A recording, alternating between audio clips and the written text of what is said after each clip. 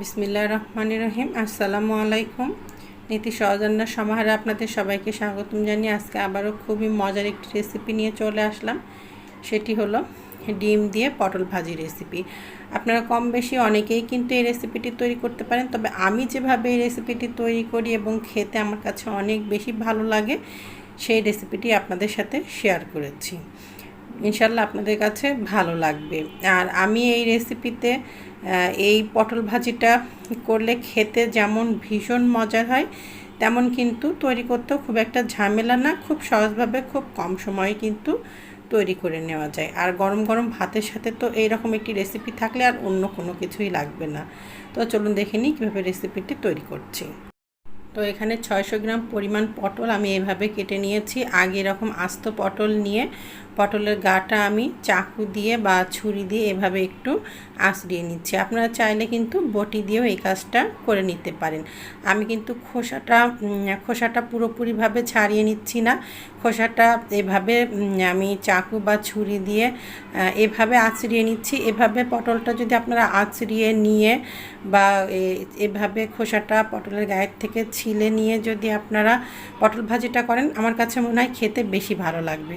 তারপর যদি আপনারা পটলটা একেবারে ছিলে নিয়ে ভাজতে চান ভাজতে পারেন, তবে আমি এভাবে ভাজি সেটা আপনাদের সাথে শেয়ার করেছি। তো পটলের গায়ের খোসাটা ছিলে নিয়েছি। এখন আমি দুই পাশের এই শক্ত অংশটা আমি এই চাকু দিয়ে কেটে নিচ্ছি এবং পটলটা আমি মাঝখান থেকে কেটে দুই টুকরো করে নিব এবং পটলগুলো আমি ছোট টুকরো করে কেটে নিব। তো পটলগুলো আমি দুই টুকরো করে কেটে নিয়েছি, আর এভাবে আমি ছোট টুকরো করে কেটে নিয়েছি। খুব বেশি মোটাও না আবার খুব বেশি পাতলাও না, আপনারা দেখেই বুঝতে পারছেন। আর এখানে দুইটি মাঝারি সাইজের আলু আমি এভাবে কেটে নিয়েছি। তো চুলাতে আমি একটি পাত্র নিয়ে নিয়েছি, তার মধ্যে আমি এখন পরিমাণ মতো তেল দিয়ে দেব পটল আলুটা ভেজে নেওয়ার জন্য। এখানে আমি প্রায় 3 থেকে 4 টেবিল চামচ পরিমাণ সরিষার তেল নিয়েছি। আমি রান্নাতে সরিষার তেলটা ব্যবহার করি, এই জন্য আমি সরিষার তেলটাই নিয়েছি। আপনারা চাইলে এখানে সয়াবিন তেলটাও ব্যবহার করতে পারেন। তেলটা একটু গরম হওয়া পর্যন্ত আমি অপেক্ষা করছি। তো তেলটা হালকা গরম হয়ে গেছে, এর মধ্যে আমি 4টি মতো শুকনা মরিচ দিয়ে দিচ্ছি। শুকনা মরিচটা এভাবে তেলের মধ্যে দিলে কিন্তু শুকনা মরিচের খুব ভালো একটা অ্যারোমা আসে, এই জন্য আমি শুকনা মরিচটা এভাবে একটু তেলের মধ্যে হালকা করে 10-15 সেকেন্ড মতো আমি ভেজে নিচ্ছি। তো শুকনো মরিচটা তেলের মধ্যে 10-15 সেকেন্ড মতো ভেজে নিয়েছি। এখন এর মধ্যে আমি প্রায় 10-12টি কাঁচামরিচ দিয়ে দিচ্ছি। আমি কাঁচামরিচটা একটু বেশি দিয়েছি। এই ভাজিটা আমার কাছে একটু ঝাল ঝাল খেতে ভালো লাগে, আপনারা চাইলে ঝালটা কমও দিতে পারেন। আর আমার এই ঝালে কিন্তু ঝালের পরিমাণটা একটু কম, এই জন্য আরও একটু বেশি দিয়েছি। আর এখানে আমি 3টি মাঝারি সাইজের পেঁয়াজ কুচি দিয়ে দিলাম। ঝালটা সম্পূর্ণ কিন্তু আপনারা আপনাদের মুখের টেস্ট অনুযায়ী কম বেশি করে দিয়ে নেবেন। এখন আমি এই তেলের মধ্যে মরিচ আর পেঁয়াজটা হালকাভাবে 1 মিনিট মতো ভেজে নিচ্ছি। তো প্রায় 1-2 মিনিট তেলের মধ্যে কাঁচামরিচ পেঁয়াজটা ভেজে নেওয়ার পরে এর মধ্যে আলুগুলো আমি দিয়ে দিলাম। আর দেখেন আলুগুলো কিন্তু আমি খুব বেশি মোটা করে কেটে নিই নাই, আবার খুব বেশি পাতলাও না, মিডিয়ামভাবে কেটে নিয়েছি। পটলের সাথে সামঞ্জস্যতা করে আমি কেটে নিয়েছি, যেন পটল আর আলু একসাথে ভেজে নিলে দুটোই একসাথে খুব ভালো মতো সেদ্ধ হয়ে যায়, এমনভাবে আমি আলুগুলো কেটে নিয়েছি। এখন আমি তেলের মধ্যে আলু পটল সব দিয়ে দিলাম। এখন নাড়াচাড়া করে আমি সব একসাথে একটু মিশিয়ে নিচ্ছি। তো সব একসাথে নাড়াচাড়া করে মিশিয়ে নিয়েছি। এখন এর মধ্যে দিয়ে দিলাম আমি 1/2 চা চামচ পরিমাণ হলুদের গুঁড়া, দিয়ে দিচ্ছি 1 চা চামচ পরিমাণ লবণ যদি পরে লাগে তো আবারও আমি একটু দিয়ে নিব। তো এখন আবারও এগুলো দিয়ে একটু নাড়াচাড়া করে মিশিয়ে নিচ্ছি। আর এখানে আমি নিয়ে নিয়েছি 1/2 চা চামচ পরিমাণ কালো জিরা। কালো জিরাটা আপনারা চাইলে দিতে পারেন, চাইলে বাদও দিতে পারেন। আমার কাছে কালো জিরার ফ্লেভারটা ভালো লাগে, এই জন্য আমি ব্যবহার করি। আপনারা না দিতে চাইলে বাদও দিতে পারেন। আর আপনারা চাইলে শুরুতে তেলের ওপরেও কালো জিরাটা দিতে পারেন, আবার চাইলে এভাবেও দিতে পারেন। আমি তেলের ওপরে দিই নাই, সরাসরি ভাজির ওপরে দিয়ে নিয়েছি। এখন আমি যেটা করব, চুলার জালটা মিডিয়াম হাই হিটে রেখে 5-6 মিনিট এভাবেই ভেজে নিব, যেন পটল থেকে যদি একটু পানি বের হয় পানিটা একেবারে শুকিয়ে যাওয়া পর্যন্ত আমি ভেজে নিব। পানি পানি ভাব থাকা পর্যন্ত কোনোভাবে আমি ঢাকনা দিয়ে ঢেকে দিব না, তাহলে কিন্তু ভাজিটা খেতে ভালো লাগবে না। আর পটলগুলো অনেক বেশি সেদ্ধ হয়ে কেমন যেন খেতে লাগবে, ওটা আমার কাছে ভালো লাগে না। এই জন্য আমি ঢাকনা ছাড়া অবস্থায় চুলার জালটা মিডিয়াম হাই হিটে দিয়ে 5-6 মিনিট এটা ভেজে নিচ্ছি। আচ্ছা, তবে আপনারা যদি দেখেন যে মিডিয়াম হাই হিটে দিয়ে এটা ভাজতে যে তলার দিকে লেগে বা পুড়ে আসছে, চুলার জালটা কিন্তু মাঝারিতে করে দিতে পারেন, দিয়ে 5-6 মিনিট ভেজে নিতে পারেন। তো আমি 5-6 মিনিট ভেজে নিচ্ছি, তারপর আমার রেসিপিতে ফিরে আসছি।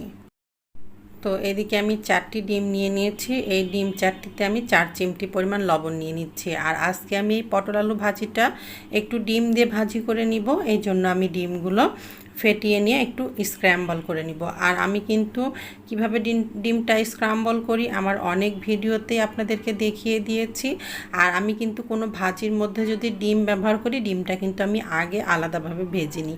আপনারা চাইলে কিন্তু ভাজির মধ্যে দিয়েও ডিমটা স্ক্র্যাম্বল করে নিতে পারেন, একপাশে ভাজিটা সরিয়ে রেখে। তবে আমি ওইভাবে করি না, ওইভাবে করলে আমার কাছে মনে হয় যে ডিমটা অনেক বেশি ঝুরঝুরা হয়ে যায়, আর ওইটা আমার কাছে ভালো লাগে না খুব একটা। তবে আপনাদের কাছে ভালো লাগলে আপনারা ওইভাবে করে নিতে পারেন। আমার কাছে মনে হয় যে ডিমটা একটু আস্তে আস্তে থাকবে, ভাজিটা খাওয়ার সময় ডিমটাও মুখে পড়বে, খেতে অনেক বেশি ভালো লাগবে।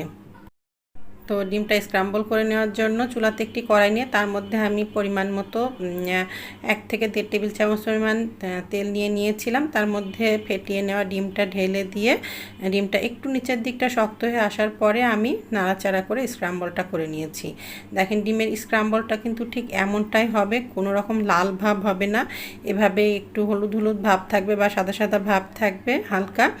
আর ডিমে কিন্তু কোনো রকম লাল ভাবটা আসবে না। আর এইভাবে কিন্তু স্ক্রাম্বলটা করে নিলে ডিমটা খুব সফট থাকে, খেতেও কিন্তু খুব ভালো লাগে। তো আমার ডিমের স্ক্রাম্বলটা করা হয়ে গেছে, এখন এটি আমি একপাশে রেখে দিচ্ছি।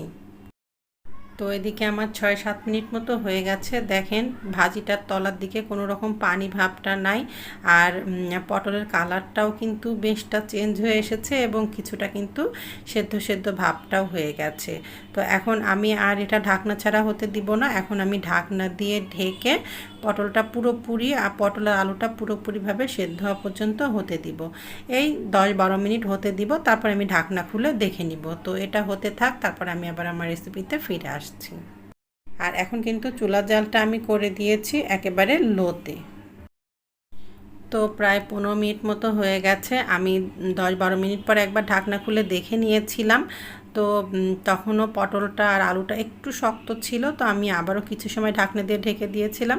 তো মোট আমার প্রায় 15 মিনিট মতো লাগলো। 15 মিনিট পরে আমি ঢাকনাটা খুলে নিলাম এবং দেখেন পটল ভাজিটা কিন্তু পুরোপুরিভাবে পটল আর আলুটাও সেদ্ধ হয়ে গেছে, আর তলার দিকটা হালকা একটু লালচে ভাব হয়ে এসেছে। আপনারা দেখেই বুঝতে পাচ্ছেন আলুটা এবং পটলটা দুটোই খুব ভালো মতো সেদ্ধ হয়ে গেছে। এখন আর আমি ঢাকনা দিয়ে ঢেকে দিব না, আপনারা চাইলে 10-12 মিনিট পরে ঢাকনাটা খুলে দেখে নিতে পারেন।